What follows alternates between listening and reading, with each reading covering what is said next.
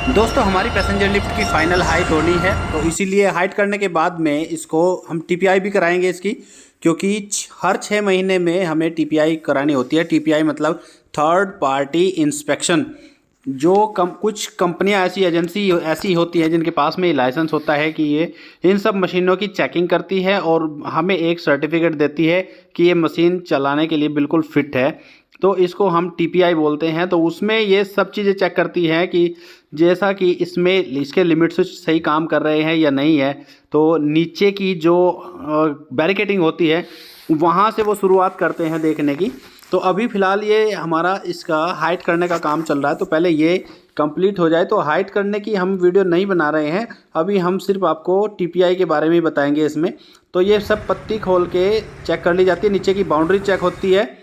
और जब ये फुल हाइट हो गई है हमारी, हमने जैसा कि आपको बताया, तो इसकी हमें टीपीआई करानी है। तो इसमें 1500 केजी की इसकी कैपेसिटी है इस पैसेंजर लिफ्ट की। तो 1500 केजी का हम इसमें लोड रख रहे हैं। तो अभी जो लोहे के बाट होते हैं वो हमारे पास में सारे अवेलेबल नहीं है, तो हमने इसमें ब्लॉक से इसमें रखा है, क्योंकि 11 किलो 500 ग्राम इसका एक ब्लॉक का वेट है। तो उसी हिसाब से हमने इसमें 1500 केजी इसमें वेट मेंटेन किया है, जिसमें 450 केजी के बाट हमारे पास अवेलेबल है और 1300 केजी हमने इसमें ये ब्लॉक रखे हैं। और यहाँ पे ये इसका प्लग कर दिया है रिमोट, जिससे कि हमें इसको ड्रॉप टेस्ट करके देखना है इसके फुल लोड पर। तो 1500 केजी इसका फुल लोड है, ये इसका रिमोट है ड्रॉप टेस्ट के लिए। तो इसमें एक इमरजेंसी स्टॉप है, ड्रॉप टेस्ट डाउन है, ड्रॉप टेस्ट अप है। तो यहाँ से इस रिमोट का काम होता है मशीन का ब्रेक फ्री कर देना। तो ये जो यहाँ पे मोटर लगे रहते हैं इनका ये ब्रेक फ्री कर देता है रिमोट, और उसमें ये फिर सेफ्टी डिवाइस के भरोसे ही रुकती है। तो ये दोनों के दोनों मोटर के ब्रेक फेल हो जाते हैं जिस टाइम पे हम उस ड्रॉप टेस्ट वाले रिमोट को दबाते हैं, और तब काम आता है सेफ्टी डिवाइस का। तो ये उसकी स्पीड को डिटेक्ट करके उसको जाम कर देता है। तो यही सब चीज़ चेक करनी होती है कि ये कितनी दूरी में इस पैसेंजर लिफ्ट को रोक रहा है। तो इसको ड्रॉप टेस्ट मोड पर कर देंगे, तब जाके इसका रिमोट यहाँ पे थोड़ी ऊंचाई पर ले जाके किसी भी हाइट पर ले जाके कर देते हैं, लेकिन इसको हम अधिकतर नीचे में ही देखते हैं, ज़्यादा ऊपर में नहीं देखते हैं। तो यहाँ से हम इसको ड्रॉप टेस्ट करके देखेंगे। तो जैसे हमें इसका डाउन का बटन दबाना होता है बस यहाँ से, और फिर देखते हैं कि ये कितनी दूरी पर यहाँ से रोक देगा इसको सेफ्टी डिवाइस। चलो गुप्ता जी करो।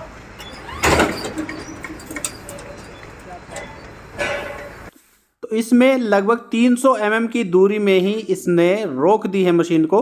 तो अभी सेफ्टी डिवाइस बिल्कुल सही काम कर रहा है। तो अब इसकी रिपोर्ट बन जाएगी ये सब कि इसने कितने mm की दूरी पर रखा है। बाकी सारी कार्रवाई इसकी पहले ही कर ली जाती है, इसका मॉडल नंबर, इसका सीरियल नंबर और इसकी कैपेसिटी कितनी, ये सब चीज़ें पहले ही देख ली जाती है। तो अब इसमें ये कितनी दूरी में इसने ड्रॉप टेस्ट ने इसको रोका है सेफ्टी डिवाइस ने, तो वो सब इसमें मेंशन कर लिया जाता है। तो 300 mm की दूरी में ही इसने मशीन को रोक दिया है यानी सेफ्टी डिवाइस ने। तो अभी वो बिल्कुल एकदम सही काम कर रहा है।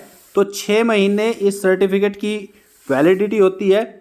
तो अभी ड्रॉप टेस्ट करने के बाद में जस्ट हम इसको अप करके देखते हैं। अगर ये नहीं चलती है ऊपर तो इसमें ये कोड भी आ जाता है। तो उस टाइम पे हम इसमें इसका कोड भी, जो हमारी मशीन में 2626 करके आता है, इसका कोड जो हमें देना होता है, तो वो हम यहाँ पे फ्री फॉल फॉल्ट रीसेट में जाके और इसमें 2626 डाल के देखते हैं। तो ये कभी कभी ये नहीं भी लेता है और थोड़ा इसमें हमें परेशान हो जाना पड़ता है। तो ऐसे ही कोशिश कई बार करनी पड़ती है इसमें। और फिर अंदर किसी और फंक्शन में भी जो भी फंक्शन ये मांगता है कुछ इसमें दिखाता है, तो उसके लिए इसमें जो अगर हमसे ये खुद तो नहीं होता है, तो उस टाइम पे हमें एक्सपर्ट बंदे इसमें रखने पड़ते हैं। जो हमारे पास स्पार्टन की मशीन है तो स्पार्टन के बंदे रहते हैं।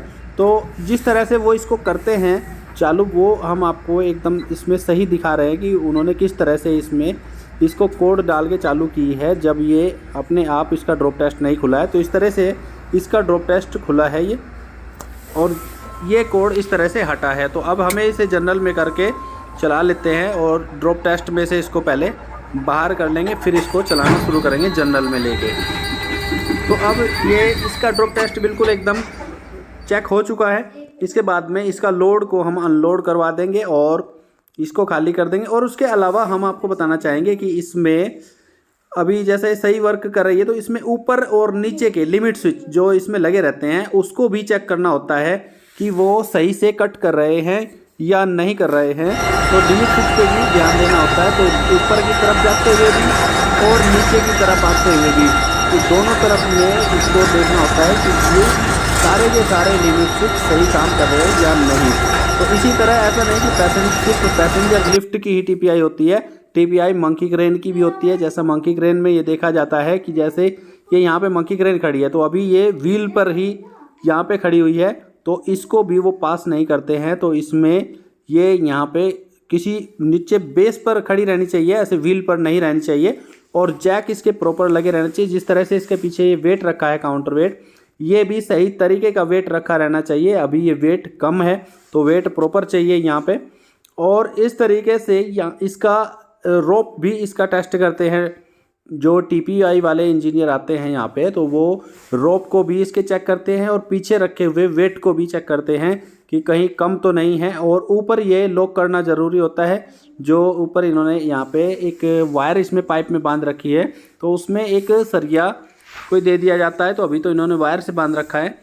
और इस तरह से ये वर्नियर से देखते हैं कि अभी इसमें 10 mm का रोप जैसे यूज होता है, तो 10 mm पूरा है या नहीं है। तो यहाँ पे ये 10 mm पूरा है, तो इसमें कोई दिक्कत नहीं है। और ऐसे जैसे इसका किया है तो क्रेडल का भी होता है दोस्तों, और इसका स्टार्टर विस्टार्टर सब चेक करके जाते हैं कि इसमें सही है या नहीं, अर्थिंग प्रॉपर है या नहीं। अर्थिंग का मुद्दा हर मशीन में चेक किया जाता है कि अर्थिंग प्रॉपर है या नहीं। तो जैसे इसमें से वायर आप पाइपों में से देख रहे हैं, ये देखा जाता है कि यहाँ पे लॉक किया है या नहीं इनको, जो वेट के ऊपर का पाइप है। तो क्रेडल में भी ये इसमें 9.1 mm का रोप यूज किया जाता है, तो वो भी चेक करना होता है कि इसमें ये 9.1 है या नहीं। तो इस तरीके से यहाँ पे क्रेडल का भी ये टीपीआई करते हैं। और इसके सारे के सारे जो क्लैंप होते हैं इसमें लगे हुए, वो क्लैंप पर भी एकदम देखते हैं कि टाइट अच्छी तरह से किए हैं या नहीं किए हैं। वो सब चीज़ें इसमें देखकर इसकी रिपोर्ट बनाई जाती है और तब जाके इनको इन सब चीज़ों को सर्टिफिकेट दिया जाता है। तो दोस्तों अगर बिल्कुल गहराई से हम इन सब चीज़ों की दिखाएंगे तो वीडियो बहुत लंबी हो जाती है, लेकिन मेन मुद्दा यही है कि मशीन की एकदम पूरी फिटनेस चेक करी जाती है और तब जाके इसका ये सर्टिफिकेट बनता है कि अब इसकी टीपीआई है और मशीन हो गई है और ये मशीन अब चलने के लिए तैयार है। तो 6 महीने की वैलिडिटी टीपीआई की रहती है, थर्ड पार्टी इंस्पेक्शन इसको बोलते हैं। तो दोस्तों अगर वीडियो आपको अच्छी लगे तो प्लीज़ इसे लाइक ज़रूर करें और हमारे साथ में इलेक्ट्रिकल और मैकेनिकल वीडियो के लिए SK इलेक्ट्रिकल चैनल को आप सब्सक्राइब ज़रूर करें और हमारे साथ जुड़े रहें। इस पर आपको इलेक्ट्रिकल और मैकेनिकल से जुड़ी सभी जानकारी मिलती रहेगी। तो दोस्तों वीडियो देखने के लिए बहुत बहुत धन्यवाद।